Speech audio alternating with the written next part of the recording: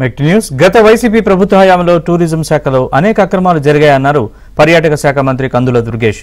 Tourism శాఖలో రీ innovation పేరుతో 18 ప్రాజెక్టులు నిలిచిపోయే ప్రమాదం ఉందని ఆయన ఆవేదన వ్యక్తం చేశారు.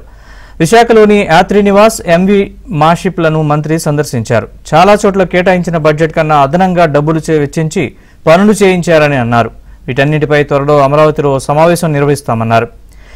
ఎంవి మాషిప్ ని త్వరలో పర్యాటక పరంగా అందుబాటులోకి తీసుకొస్తామన్నారు. ప్రధాన కేంద్రంగా ఉన్నటువంటి విశాఖపట్నంలో గత ప్రభుత్వం తాలూకు అక్రమాల అవశేషాలు ఇంకా కనబడతా ఉన్నాయి. చాలా వరకు ఈపాటికే పూర్తవలసినటువంటి రెనోవేషన్స్ వర్క్ అవి హరిత రిసార్ట్స్ సంబంధించి యాత్రి నివాసకు సంబంధించి జరగాల్సినవి ఇన్ టైంలో జరగకపోవటం వల్ల మన సీజన్ కోల్పోయేటువంటి పరిస్థితి కూడా కనపడతా ఉంది. దీనికి ఎవరు బాధ్యులు అనేటువంటిది చూస్తే గత ప్రభుత్వం తాలూకు అక్రమాలు ఒక పక్కన, అనాలోచిత నిర్ణయాలు మరో పక్కన స్పష్టంగా కనపడతా ఉన్నాయి. ఇప్పుడే యాత్రి నివాస్ పరిపూర్ణంగా పరిశీలించి రావడం జరిగింది.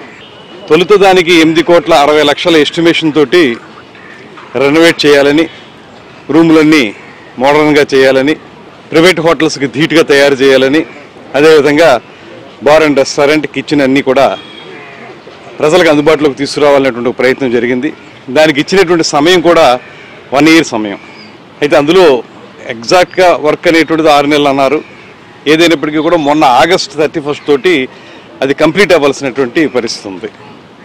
ఇప్పటికే అందులో రమారమి 90% నిధుల్ని ప్రభుత్వం ఇవ్వడం జరిగింది. రేపు దీనికి సంబంధించినటువంటి అధికారులను కానీ, కాంట్రాక్టర్ గారిని కానీ అందరినీ విజయవాడ రమ్మన్నాం.